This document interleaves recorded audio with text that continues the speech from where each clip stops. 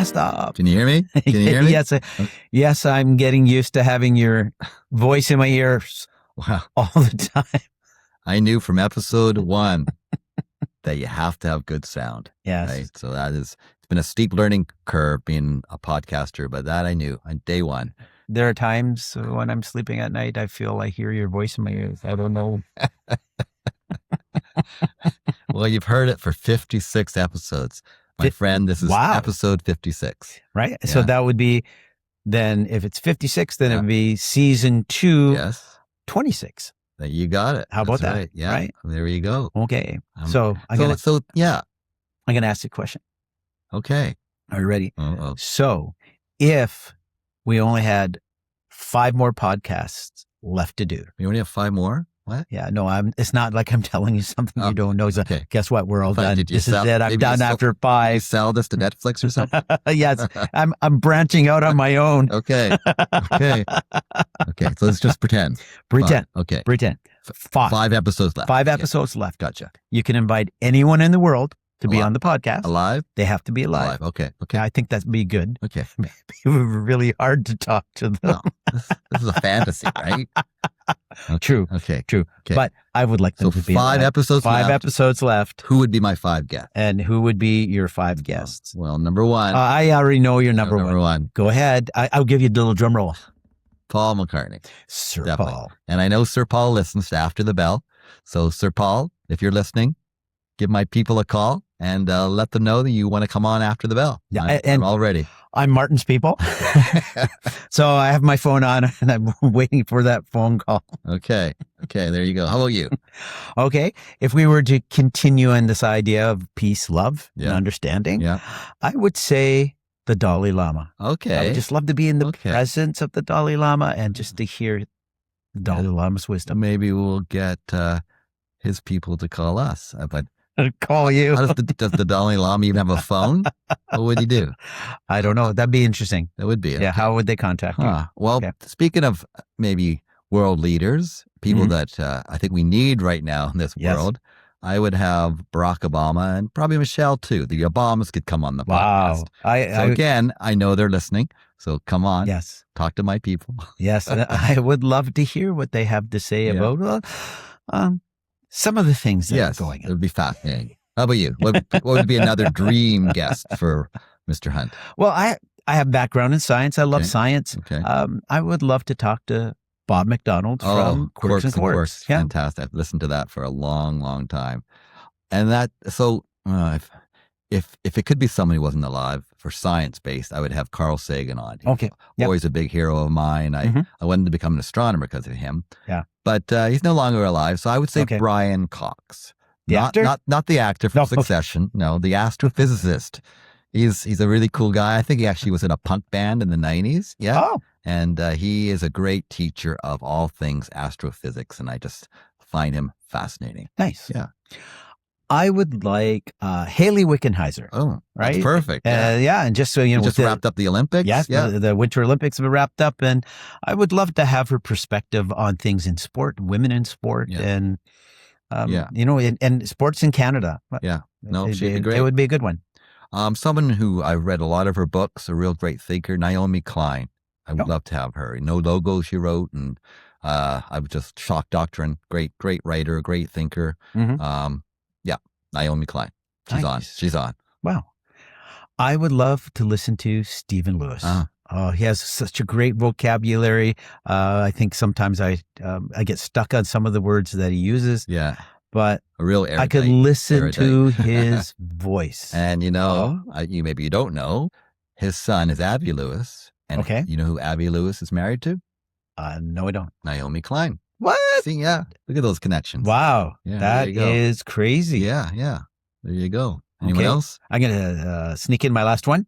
My last one was Margaret Atwood. Oh, I should have snuck in my last one. It would have been Margaret Atwood too. Wow. Yeah. She would be fascinating. Great writer, great Canadian writer. Great minds think alike. There you go. Wow. How about that? That's our dream list. That's a dream list. You know what? We keep having great guests on. Yeah. Right? And I think it'd be neat to do an episode and go on another field trip. We've been doing nonstop field trips since 2026 began. I've been enjoying those. Because we've been talking about podcasts, but let's find a podcaster to come on who's kind of doing what we're doing. And it's kind of a niche market. There aren't a lot of teacher educational podcasts out there. Yeah. But we've discovered Tim Cavey, who has a great podcast called Teachers on Fire, right? And I think we should have a chat and talk about his journey. Yes. He somehow manages to juggle being an administrator, He's teacher, working full-time. podcaster, right? So let's find out his secret and go chat with Tim on Teachers on Fire. And we encourage everyone to check out his podcast as well. So Teachers on Fire. Tim Cavey. Let's do it. Yep. So welcome, everybody. Here we are on After the Bell, and we're really excited to have a fellow podcaster on. Yes. Tim Cavey, who has the podcast Teachers on Fire. And we want to talk to you, the Teacher on Fire podcaster today. So thank you for joining us here on After the Bell. Thank you so much for having me. What a pleasure to podcast with some fellow Lower Mainlanders. Exactly. Yes. Exactly. Just across the pond here. So we always start with, before we get into it, ABC 1, 2, 3. Just a little bit of a questionnaire. Say the first thing that pops in your mind, and just it's a chance to get to know the guest a little bit. Are you game? Are you good? I'm game. Let's do it. Okay. All right, Tim, here we go. Roy will do ABC first. Okay. A, podcasting or teaching? Teaching. Oh, Okay. nice. B, night owl or morning person? Morning person by necessity. Yes. For sure. That's a dilemma of teaching. A lot of students think the same, I think. Yeah. C, passenger or driver? Driver, for sure. Driver. Yeah. We have not met anyone who said passenger. I think everyone wants to be the driver, especially when you have them on as a guest. They're that kind of person. Okay. Well, yes, go ahead. For the most part, it's got to be driver. I will say, when the inbox is really behind and overflowing, I don't mind the odd Uber, when that happens. So Yes. I guess I don't mind the passenger at some point. What will really be nice is when my Tesla can finally drive by itself and I can Yes. I can get some work done You on can the be the commute into passenger. Vancouver. That will be Yeah. the day. Yeah. Number All right. one, did you have a favorite book as a child that you really stands out in your mind and you kind of maybe even reread once in a while, or just thinking back in your childhood? Is there one that stands out? Let's go with The Call of the Wild by Jack London. Whoa. Oh, classic. Yes. Yeah. What brought you to that, and why that one? Well, I did read all of the Hardy Boys and the Tom Swift, and I'm sure you know some of those names, but I got into the Jack London books, and I guess just loved dogs. Always grew up with a family dog, and I guess just really enjoyed his stories of the North. Yeah. And that really resonated. Yeah. Okay, good. Nice. Number two, do you have a favorite teacher from your own childhood who stands out? Yeah, I often, when I'm asked this question, I think Yeah. back to my 8th grade, and I had a teacher. I grew up in Winnipeg, Okay. there and moved here in 2007. But Okay. yeah, back in Winnipeg, had a teacher named John Bergen, and he was from Saskatchewan, and he had a lot of farming stories. And he saw something in me and really gave me some room to do some creative work. I remember he gave me permission to create a class newspaper. I know that sounds super nerdy, and it is, but he let me create a class newspaper and post it up on the bulletin board. And it had stories from our school and from the Winnipeg Jets. And Oh, wow. Yeah. I think just that latitude and that blessing to do these kinds of projects was really influential. Yeah. It's those teachers that do kind of recognize that in you, right? That stand out. Yeah. Because as they say, it takes several adults to kind of help you in life. And I think Yeah, it's those it's true. teachers that realize we're part of the village, as they say. Mhm. Number three, if you had only one piece of music that you could listen to for the rest of your life, you're on a deserted island, you can't listen to anything else. You do not have to listen to it over and over again until you're sick of it. But is there one piece that you would choose? Oh, that's so hard.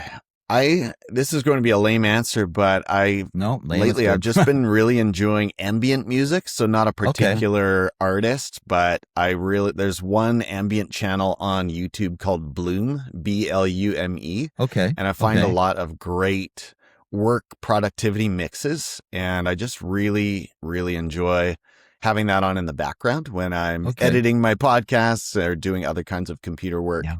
So it's called Bloom. Called Bloom. I'll check that out. I love ambient music. So yeah, it just it helps the Zen feeling sometimes find Absolutely. their spot, right? Okay, take it away. All right. So Tim, could you tell us about your journey from teacher to podcaster? I love telling this story. So I started a master's in educational leadership degree in 2017 at VIU, which is in Nanaimo. And I was teaching here on the Lower Mainland, but I hopped over there for a couple of summers. And in the process of doing that, I was also inspired. So that was kind of one factor. And then at the same time, I was also inspired by some very entrepreneurial podcasts that I was listening to at the time. And one of them in particular that still exists today was called Entrepreneurs on Fire by John Lee Dumas. And he put out, at the time, he was putting out one episode a day. I think maybe now he's down to 5 per week or something like that. One a day. Oh my God. One a day. But he would batch record them. So he would do what we're doing, but 8 times in a single day. And then he would just release them one a day. I see. And so he was, I think, the only one in his space who was doing them at that level of frequency.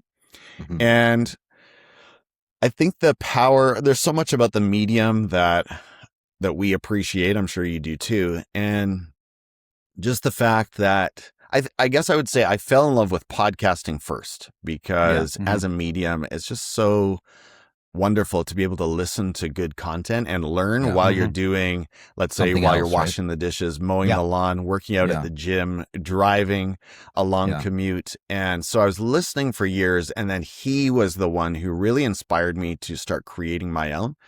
And of course, at the beginning, and I think it was 2018, I need to go back and take a look now. It's been a long time, but at the very beginning, I had this naive notion that, I'm probably the only one who's thought of this, right? And so I didn't corner the market by any stretch, but I did have a lot of fun with it. I started out interviewing 2 people a week. I'm sure like you guys, or maybe not, it was a very painful process to sort of learn the tricks of the trade. Yes. My first interview, I tried to record through an app called Anchor, which is still the host. It's now been bought out by Spotify, but it's still where I publish my podcast, and it goes out to all these different apps and platforms. So I tried to record it live with a guest, and it cut out about 5 or 6 times, and it was a nightmare, very difficult.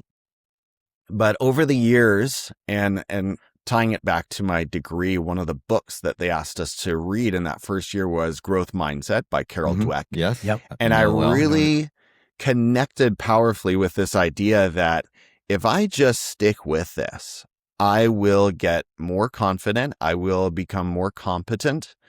And those 2 things, confidence and competence, will increase over time with repetition. It's just inevitable. It's absolutely unstoppable. And so that was so powerful to me, just that idea that, okay, if I stick with this, I will just learn more and more. And I did. I learned how to use Adobe Audition.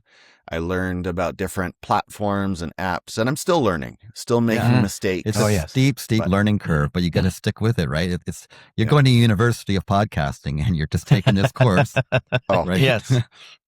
There's so much to consider. There's so much to consider. And I have taken some long breaks. Last year, I took about 8 months away from the podcast.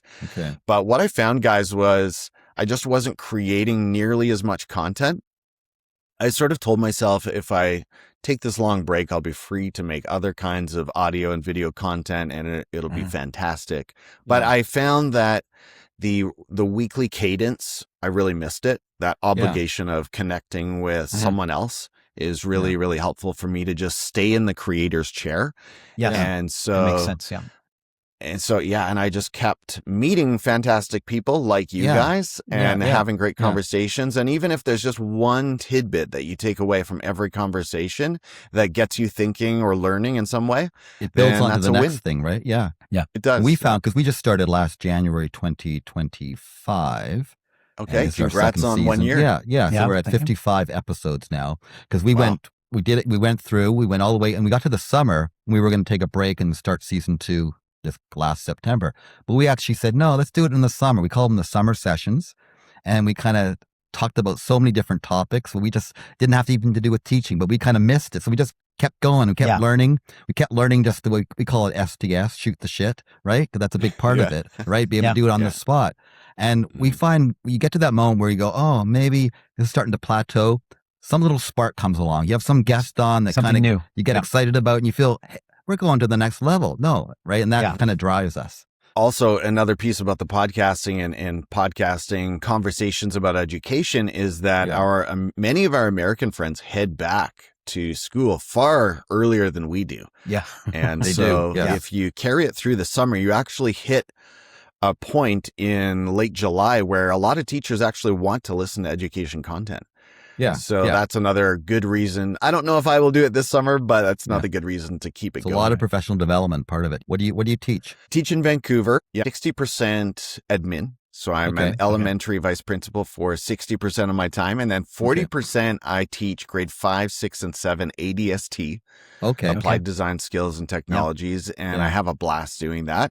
So it's a great mix because in the vice principal role, one of the roles, of course, is dealing with misbehavior and poor decisions. But on the other hand, I have these relationships that I've formed with all these little people. So I know 200 to 300 students by name, and I have, I greet them at the door every day. And so I'm building trust. And so it works really well together. And so I'm enjoying that mix. Don't you find it? Sorry, Roy, but I think those relationships are the foundation of it all, right? Yeah. We've both seen some amazing teachers. Their curriculum was amazing, great instructors, but they didn't build those relationships, and it was hard for them because of that. Yeah, absolutely. And the kids still give me that spark of joy. I'm sure it's the same for you and others that we need in this work because it is exhausting work. But I find it's when I'm asked where my fire comes from, Teachers on Fire, right? It's interacting with kids and the opportunity to make an impact, even for one student each day is hugely motivating. I was going to say that combination of being in an administrative position and being in the classroom, making those connections as an administrator, when you have to put that administrator hat on, I think that makes it so much easier for you because you already have this connection. So you can say, I've seen you as a student in a positive light. And so this is a little glitch right now, but we can work through this. But you've already laid that emotional foundation so that the student feels understood before you even deal with the situation at hand. So, I think that's a perfect role for an administrator. And you said you came from Winnipeg in 2008. Yes. Were you teaching in Manitoba? I was, yes. Okay. Yeah. And what were you teaching in Manitoba? In Manitoba, I was teaching in a 7th grade homeroom. So that's where I started my career, graduated from the University of Winnipeg in 2001. And then, teaching in a 7th grade homeroom. Wow. Yeah. Are either of you familiar with Winnipeg? I've been to Winnipeg. Yeah. Okay. Yeah. But sure. a day or two, that's it. So, okay. Yeah, and I have family on the prairies in Saskatoon, Saskatchewan. There we go. I've been there in the winter time, so I know the prairie cold. That's enough. That's why you're here. That's why I'm here. And I was just saying to someone yesterday, it's so hard to consider ever going back when you live with the ocean and mountains. I do get a little tired of the constant rain, but here we are. And now this next part might be a little different on the North Shore, but I heard on CBC yesterday that Vancouver may experience its first snow-free winter in 43 years. Wow. Which is pretty incredible for this guy from the prairies. Oh, and I'm from southwestern Ontario, just south of London, Ontario, near the Great Lakes in the snow belt. So I'm used to not the extreme cold temperatures of the prairies, but I'm used to seeing snowdrifts as high as my head. Yeah. And in Ontario, they have a lot of snow, and I know my family tells me I sent them a picture of me near the waterfront at 15 degrees in a park, and there were crocuses in bloom. So when it comes to podcasting, what are the biggest joys you get from it? You refer to some of them, but things that stand out. Is it just something that's different, or what is it? Yeah, where my mind goes first is back to what I alluded to a moment ago when I take something away from a guest. And I'm thinking about writing a blog post this weekend to just talk about, I had a guest a few weeks ago who is a principal in New Jersey, and he was talking about the importance of delegation. And he talked about how he's trained a group of students at his school to do the announcements and how that's just a load off of his plate. Mm-hmm. And so I actually was inspired by that to do something a little different about the way I do my podcast at my school. And so I've started bringing in elementary students in 6th and 7th grade to join me as co-hosts every week. And I've found I'm a lot more consistent doing that because, again, I have this social obligation with kids. Yep. So if it's just left up to me and no one's forcing me to make a podcast for my school, it's just something cool that I like to do. But if it's only up to me and there's no commitment, then it's actually hard to be consistent because I've got all these other duties, and on the triage chart, it sort of falls down as a priority. But if I've made an engagement to sit down on Friday lunch break with 4 7th graders and do some recording, I'm going to keep it. Yeah. So I want to thank Rich for that inspiration. That's one answer to your question. Okay. I guess another is connecting like this with other creators. There's so many amazing creative educators out there, and you learn from them and you're inspired by them. I just had a great conversation this morning with an AI expert down in Seattle, not too far away from us. Okay. And so you're just constantly learning. So one of you said a moment ago, it's like weekly professional learning, and that's such a joy. And that was another thing that I found last year when I took an 8 or 9 month break, whatever it was, that I wasn't, I tried to read education content, but I wasn't being engaged and my mind wasn't being sharpened the same way that it is when I'm in these conversations. Yeah, I agree. It's that one way where you have you're reading material and you're reading it and you're trying to absorb sections of it. You're trying to process it. It's so different when you're able to have the actual author of that document, and you're looking at them. There's one-to-one discussion. You're pulling little strands of the fabric out and having an analysis of that. And by doing that, I think that's when we often talk to our students about deep learning. That's the deep, and I love those opportunities to have those discussions. I need to work up the nerve, guys, to have or to invite Dr. Peter Liljedahl. I don't know if you know that name. Oh, he's the author of Building Thinking Classrooms, and he operates right in our neck of the woods. I was part of a book club that we looked at that book, and I really would like to get him on. Yeah, and I'm presenting on Building Thinking Classrooms in a couple of weeks with some of my teachers, and so I thought now is the time. I need to reach out. So I haven't yet, so hold me accountable on that. Okay. Because there is, even after all these years, there's still some doubt, I guess, or you look at some of these big names and like Jonathan Haidt is another one who would be such a dream to have on. But that's where Tim, at first I would think, they never would care about us, right? I'm not going to, but now I just send emails. I just do it. I just get the idea. Do it, And I sent an email to Jonathan Haidt. I said, come on our podcast. Okay. I got the most lovely response from his publicist. She said, she was so kind. She said, he's all booked up right now, but if there's a free spot, we'll let you know. And then I didn't hear from him for 6 months. So I sent her another email and I said, we really love what he has to say. She goes, you just warmed my heart by your request, she said. Now, I don't think he's going to appear on our podcast, but it shows you, just go for it, right? Yeah. Just go for it. Yeah, I mean, the worst that can happen is a decline. And really, I mean, what does that do? We move on with our days. So, yeah. I was trying to get hold of Dr. Jared Covey.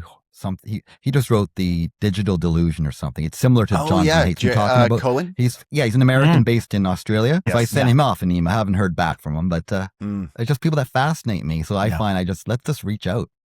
Yeah. Yeah. Okay. So, thanks, guys. That's my extra push. Okay. I've got no excuse. Okay. So on the other side, what are the biggest challenges you have in producing the podcast and the things that go, the many things that go with producing a podcast? The backside of it is waking up at 6:30 on a Saturday morning.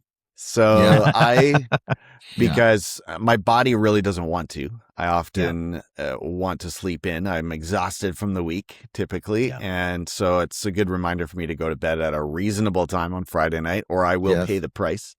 So I need to get up early to make sure I've sort of set up I usually record in my kitchen, actually, at the bar in my kitchen, and where the lighting's a little different. I'm trying my office this morning, but so just getting up early and preparing, and then going through the editing process. It's all a joy, so it's hard for me to say it's a challenge. But then there are technical glitches that happen. I've got a 6-year-old MacBook that is doing some weird things sometimes. I had a glitch this morning, actually, and we might talk later about Riverside versus StreamYard. But I've been using StreamYard for years, and I always record local copies of the video on my computer and on my guest's computer, and those copies are higher quality, and then later I take those versions and I edit them, and then that's what I end up putting on.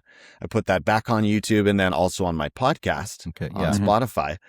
But this morning, somehow it did not record local versions. And I don't know if that has ever happened before. So it's kind of funny timing that we're talking about this.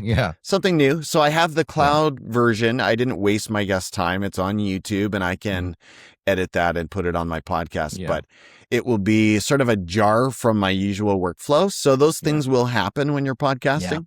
And you just have to roll with it and sort of shake it off and move on to the next conversation. And Tim, I'm impressed that you do this with a full-time teaching career and being an administrator, because we both retired a year and a half ago, and then we started the podcast. Roy TLC. I'm still in the classroom. He TLCs, but like Wednesday is our podcast day, so it's middle of the week. I do, I work on it throughout the week, that kind of thing, but I don't have to juggle that anymore with the classroom. And what I find being a TOC, we call it TTOC, a substitute teacher, I get to go into a lot of different schools, and that works so well for our podcast because what I've been able to do is I'll teach in that day. I can see what's going on in school. We can talk about themes like the school environment. And I think what we really get some good material is when I'm in the staff room having lunch. And just the conversations that come up, the challenges that teachers are feeling at that point in time. Right now, it's getting close to report cards, and there's you can feel it in the air. But it's wonderful because the teachers, I flaunt the fact that I'm a podcaster. To every school I go, I leave. We have kind of like after the bell business cards. I put one on every desk every time I go, and that's how we increased our listenership. But of also the connection that I've made with staff members, and sometimes they say, "Oh, Roy, you might want to try this idea for your podcast." So it gives us material without us thinking. Sometimes you try to come up with an idea, and it's almost like kind of the shotgun approach. You say, "What do you think, Martin? What do you think?" We go online, we see, what are some of the discussions in educational forums, and then let's put this together and throw it out there and see if it hits some of the thinking of our listening population. And I love that. I love that model. That's so smart. And that was going to be one of my questions. Are you leaving stickers or cards behind? So you are. So that's just great. That's great marketing and promotion of the podcast. That's cool. We do some TikTok videos. Some kind of silly. But the last one we just did, we got 17,000 people. It hit a nerve. It was a little clip about the FSAs. Right? Oh boy. It hit a nerve, right? So people have shared it. We have over 200 comments on it. So, but Roy, tell him in his class. So his grade 7 students. The school I retired from, they call me back anytime they're looking for someone for a replacement. I go into the school and there's this cheer. The kids, Mr. Hunt's here today. Amazing. And it's just that feeling. And it just fills my heart so much. And then my grade 7s, and as we probably all know, in that grade 6 forum, they spend a lot of time on social media, right? So I've walked down the hall, and every once in a while, one of the older students will stop and say, "I saw you on TikTok." Amazing. And so I was in a grade 7 class, and they know that I'm a podcaster. And so as soon as I got in there and we sat down, I took attendance. I said, "So, Mr. Hunt, we've been watching your TikToks, and we really like them to make us laugh." But one of the students asked to me, he said, "So can you tell us what is your best TikTok so far?" And I said, we just had one 2 days ago. It's at 17, actually over now, 17,000 views. And then this one student stood up and he went, and then the whole class stood up and they all applauded me because it's something that resonates with them. They know about that social media world, but it was so funny. That was more meaningful for me than the 17,000 views that we had. Well, I think it's great modeling, right? Our students see us creating, and there's always a bit of a wonder about how it's perceived by some of our colleagues. Yeah. But I've found for the most part, they're very supportive. And yeah, I think for students just to know that, because like you, they discover that I have a YouTube channel, that I have a podcast, but I think it's good modeling, and I hope it inspires others. I talk to kids who are starting up YouTube channels, and I definitely encourage them. Yeah. I do get a little bit anxious when kids tell me they're watching and listening, because the algorithms are paying attention to that too. And so the algorithms are sizing up like, oh, this content is popular with children, we'll show it to more children. I'm like, no, that's not my target demographic. It's a lot of fun when you, I mean, hearing the welcome you received, Roy, is really heartwarming. And I just love the idea that you have, as a TOC, I don't know if you're in every district, but at least in your district, you're keeping the pulse of what's going on. So that's just great fuel for your podcast. Tim, is there one guest you had on that really stands out? It was just like, that was the best guest I've had, or somebody that you just learned so much from? I really struggle with this question because there have been so many great ones over the years. One name, I guess, that I would go back to is a guy named Danny Bauer, who is a great coach. He's a great leader, great thinker. He's got his own podcast, which I can't give you the exact achievement, but I know it's one of the highest rated education podcasts that is out there. It's Better Leaders, Better Schools. You can look them up after the conversation and connect with them. But he's just a really smart guy and left me with a number of gems. I couldn't recount them to you now because it's been 5+ years, but I still see him on LinkedIn, and I enjoy his books. So that's one that comes to mind. Excellent. Good. Okay. Just to flip that a little further though, let's say, okay, you're making your last 5 episodes of your podcast, but it didn't have to be educational. You could have anybody, and they're going to come on your podcast. Who would be 5 people that you admire? I mean, you mentioned Jonathan Haidt, but it could be anyone in this world who's alive. Are there 5 people you can narrow it down to? They'd go, okay, it's like Colbert's having 5. He's ending his show, right? So you're ending your show. You're making millions now. You're this amazing podcaster. Who would be the last final 5 guests? Wow, that's fun. Okay, let's have some fun with this. Unpack that. So you mentioned Stephen Colbert, so I'm going to put him as one of my 5. Okay, because, nice. He's an interesting dude, right? I'm sure he would have a lot of thoughts about education, because just listening to him over the years, back from the Colbert Report, was it Colbert Report? Colbert Report. Yeah. Let's put him down. Let's say. Yeah, I already mentioned Jonathan Haidt. Let's say Elon, not because because I admire everything that he does, but he is a name in the tech space. In fact, I mean, having any of the tech giants on would be interesting, to be able to give them, sort of put them on the hot seat a little bit. For sure. And get their vision for the future. Yeah. And let's see. It's such a great question. I mean, there's so many. One that I have admired for some time, this may be a name that you know, is Dean Sharesky, and I'm looking forward to having him on my podcast. He filled out my form this week, so that's a fist bump. He's a Canadian education leader. Okay. And who else? Let's take a big name in assessment like Dylan William.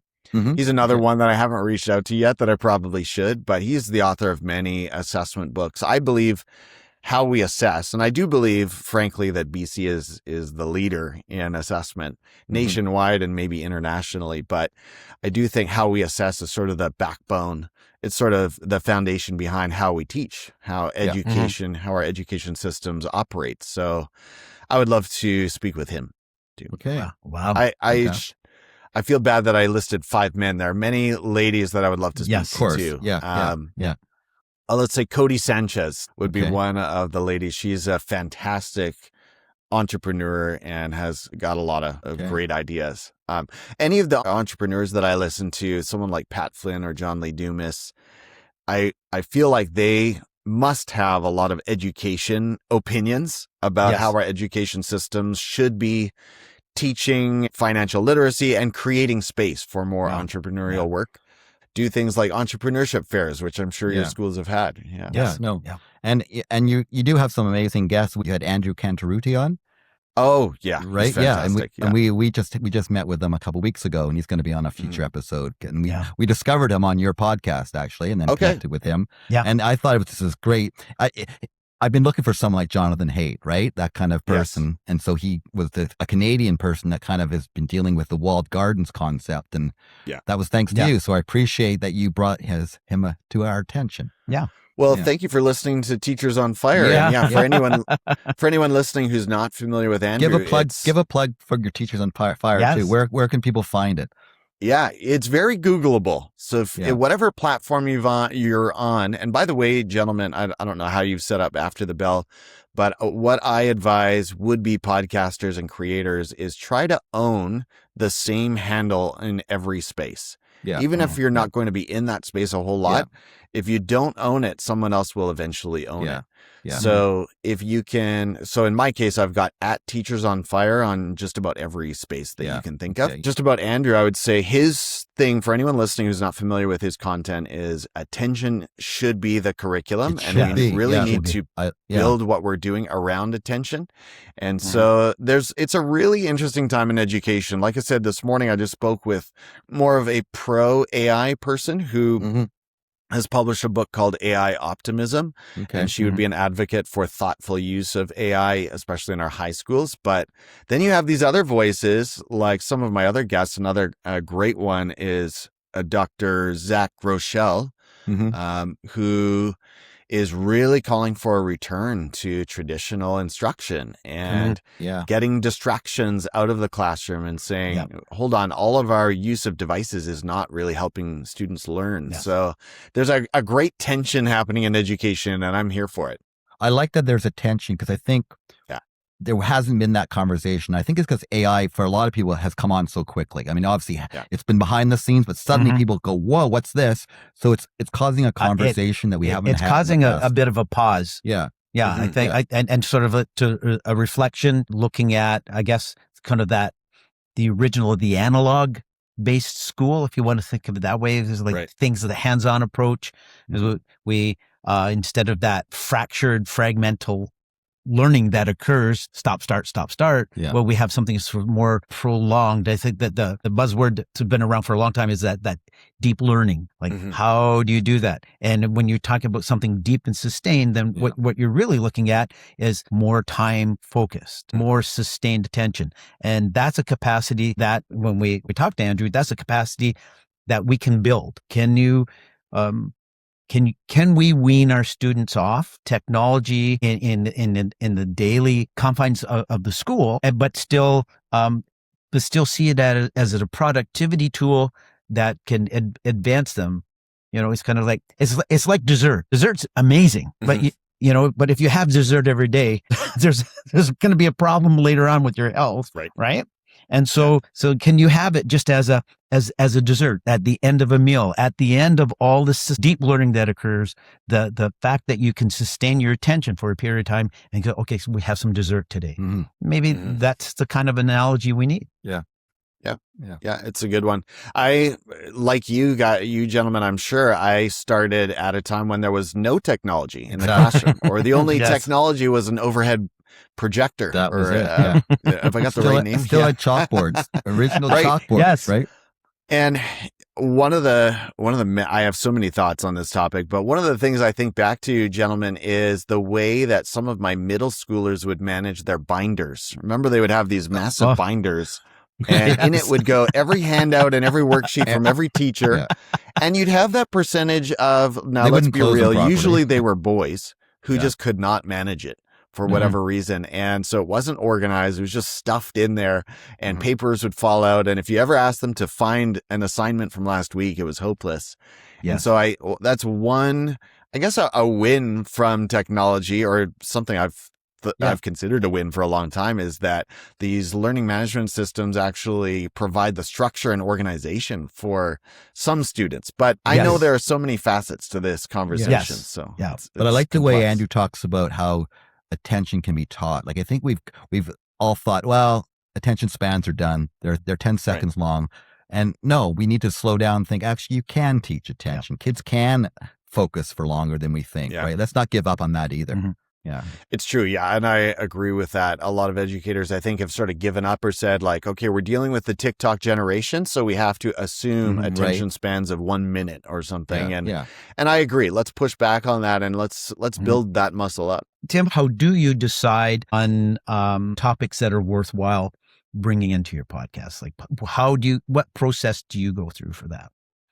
Yeah, thanks for the question. I appreciate it. And I've seen many of our peers sort of select more of a niche in their education podcast. And I like the title of our podcast because it sort of leaves it open, right, to a variety of topics in education. So in terms of how I select a topic, I think it would just be what resonates with me. I learned a while ago, and I'm sure you gentlemen are at the stage where you're getting many requests, like they kind of start coming in every day. They do, and from all over the place, and often from third-party agencies that are trying to find podcasts for authors and speakers and so forth. And I've learned not to accept those very quickly, because if a name and an individual doesn't resonate with me, and their message doesn't resonate with me, I'm not going to really enjoy doing it. Yeah. So I try to stick with people that actually attract my attention first. And, you know, in the case of my guest this morning, I was just seeing her. Now, I featured her about 5 years ago, so I knew her already, but I was seeing her. She's been doing more TikTok. What does she call them? TikTok walks. And where she just sort of rants about, not an angry rant, but she just sort of rants about her thoughts about AI in education and what's going on. While she walks. And while she walks. And just and it was, I just was finding, every time I see a video from Becky, it's really pushing my thinking in this space. And so I wanted to feature her voice. So to get back to your question, I would just say, any topic, any speaker out there in education who's doing interesting work that gets my attention, then that is justification for me to reach out to them. And I think when you approach it that way, it's endless, actually, right? You can make anything, right? It doesn't have, it's not narrow. It's not just focused on classroom only, right? It's just education is part of everything, right? And the way we create society is part of everything. And I think it opens up to those moments and guests that just are so satisfying as the podcast host. Are you two featuring people who are not directly in K-12 education? Yeah, we have. We had a physiotherapist on, for example. And the physiotherapist is actually my personal trainer. So what happened was I started to develop a hip problem that manifested into the need of a hip replacement. And so and one of the things I said to myself, I'm not going to let this get to me. She offered some great advice. And as she did that, for me, it was a moment of reflection about, wow, I could have gone on a different path. I could have felt sorry for myself. I could have gained a lot of weight waiting for the surgery, but I didn't. And that was partially for the inspiration from working with someone like Andrea Brennan here in North Vancouver. And she just has a bubbly personality. And I know our listenership bumped up. That episode had a lot of attraction for a lot of our listeners. How about you? You're totally open? You just go, again, your interests and not think, how does it fit? They don't have to be an educator, for example? I try to stick pretty closely to education. So I'll often say that, and sometimes when people reach out, I'll say that, no, sorry, I'm trying to stick to K-12 educators.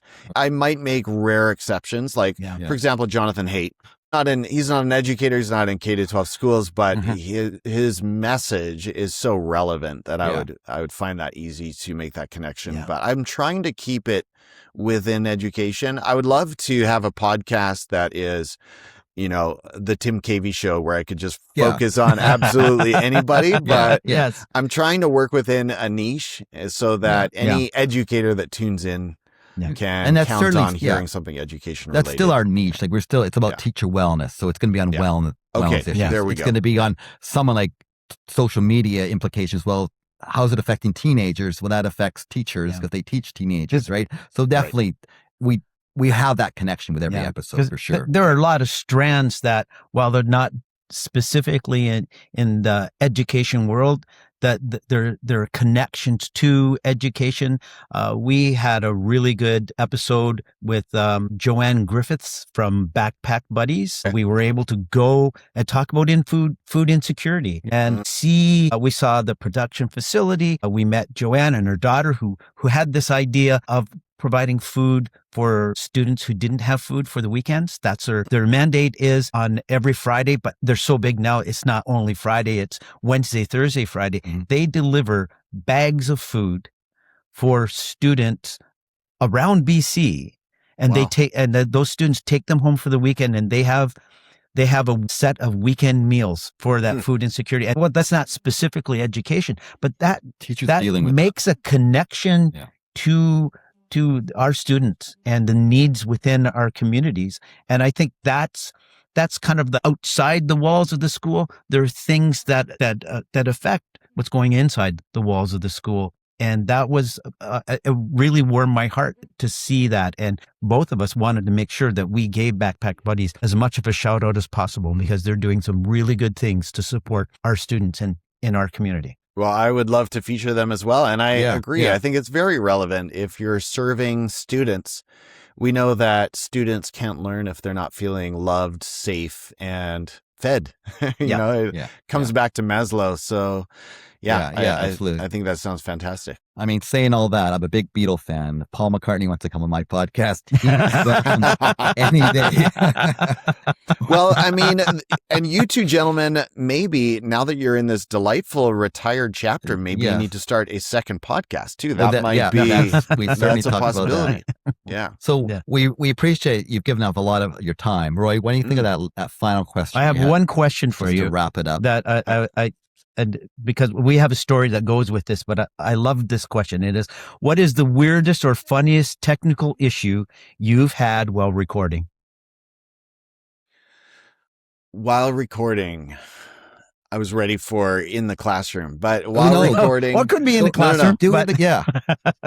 Well, can I tell a classroom story? Yes, and it's please. not very Please. It's not very technical, but please. So it is a great story though. So in about 2012, I was living on my own in East Vancouver in a basement suite. And one night before school, I had the unfortunate circumstance of putting my elbow through the wall of my shower. So I slipped and my elbow went through the tile and it sliced my elbow wide open. And there's a lot, it was a crime scene. So clean that all up. And then living as a bachelor at the time, I thought, okay, I'm just going to patch this up, go to bed. It'll be fine in the morning. So I did not want to go sit at the Burnaby emergency room for hours and hours. I thought it'll be fine. Wake up the next day and I can see that the wound hasn't quite healed, but I sort of patch it up, go about my thing, get to school. And I purposely wore a long sleeve shirt and a long sleeve black sweater. I thought, okay, if there's any bleeding, no one will know. Well, it opened up and my elbow opened up and I could not stop the bleeding. So long story short, it was my students became aware that I was having this problem. This is so awful. It's so grotesque. I can't believe I did this. But at one point in the day, I was like, I would cover it with bandages and whatever I could find, and nothing was stopping just because of where the cut was, right? In my elbow. Moving it, right? So I was literally sitting at my desk holding it over a garbage can at one point. And so my students were forever traumatized. It became a legendary story for years. I can imagine. And but of they course, will remember that for the that, rest of their life. Yeah. they might. Yeah. I'm embarrassed to say, not my most professional moment or decision, but that's as soon fabulous. and I should say I was only a teacher at that point, but as soon as the day was over, I rushed over to the hospital and got it stitched up. But I'll never make that mistake again. That was But what that was what a metaphor for teachers. Yes. Oh, yeah. We keep going. That's a dark metaphor, but we keep Oh, going. That's right. That's the positive take. Yeah. We'll share with we had one issue that happened. So we did a summer session, or actually it was the beginning session September. Yeah. Where we went to Manning Park. We went camping, and so we called them the Manning Park episodes. Talked about things that came to us. We saw most likely the first field trip of a high school. At Manning Park, they were canoeing and things. So, okay, let's do an episode on field trips. Yeah. And then as we're doing the field trip one, we're sitting at the table and we're listening to all the animals around us. And it's just a beginning to September. Yeah. And we're recording. Yeah. This red squirrel comes up and it's down at my feet and go, oh, so cute. Look at that red squirrel. And Martin looks and red squirrel jumps up on the bench and then jumps up on the table and then runs across Martin's computer. Yeah. Just hits everything. Deletes everything. Deletes it all. Because that is the greatest. When it's not video, I do it on Logic Pro. I edit it on Logic Pro, and then I upload it to Buzzsprout. Then they host our non-video component, but that was gone. Couldn't figure out how to get it. It took forever. But then that was the inspiration for our another episode at Manning Park, which called The Uninvited Guest. Yeah. And which basically the examples are when you're teaching a class, things are kind of going crazy. And then, your assistant superintendent is standing at the door watching you, in action. Right. At your worst moment. At your worst moment, right? So that became the title for our episode, The Uninvited Guest. There you go. Guys, that is hilarious. Thanks for sharing that. I've never had a squirrel cancel a recording live. Yeah. No. So I think that's you couldn't pretty original. Yeah. You couldn't make that happen if you tried, right? Although I will say at many of our lovely BC camp locations, we get a lot of friendly chipmunks and squirrels who have been conditioned, right? Yes, they have for sure. They're so that's why this squirrel was up there. Yeah. Well, thank you, Tim. We really appreciate this. Yes, thank you so much. We really encourage our listeners to check out Teachers on Fire. That's right. A wealth of guests and information, and we enjoy listening to it, and we know our listeners will as well. And thank you for giving us your time today. Thank you. Thank you so much for having me on. What a pleasure to connect with you guys, and I look forward to seeing you on TikTok. That's the first stop I'll make after this conversation. There you go. Okay. Thank you.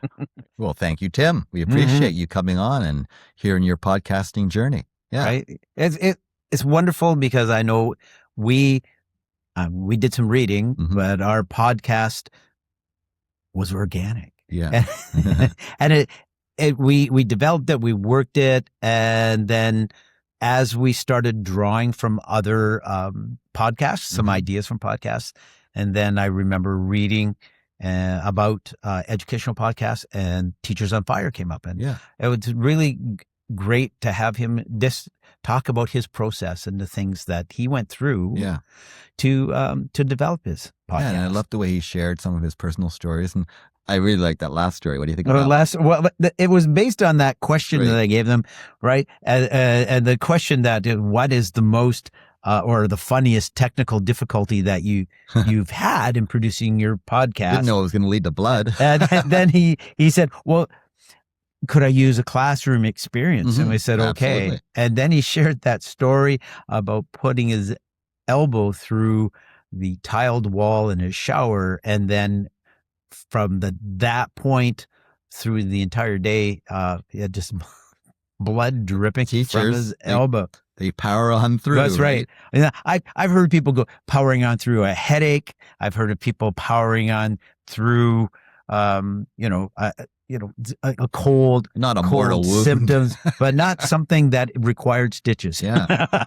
And he used the word crime scene, and it reminded me just last week we were dog sitting my mother-in-law's dog, Grace, great dog, but she went out into the garden and cut her paw. And I didn't realize that at first. So she came into the kitchen. Suddenly, you want a crime scene, blood everywhere. And I just had to keep her. First of all, didn't want her to get on the white carpet, to stay in the kitchen, trying to do that, look after the paw, clean it.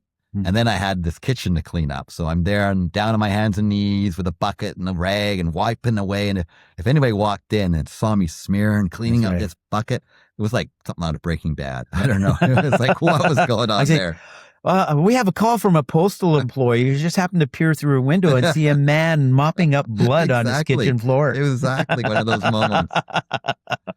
So there you go, listeners. Thank you for joining us on After the Bell. And it was great learning about another podcaster's journey. And we want you to stay healthy, stay fit, and join us again next time here on After the Bell.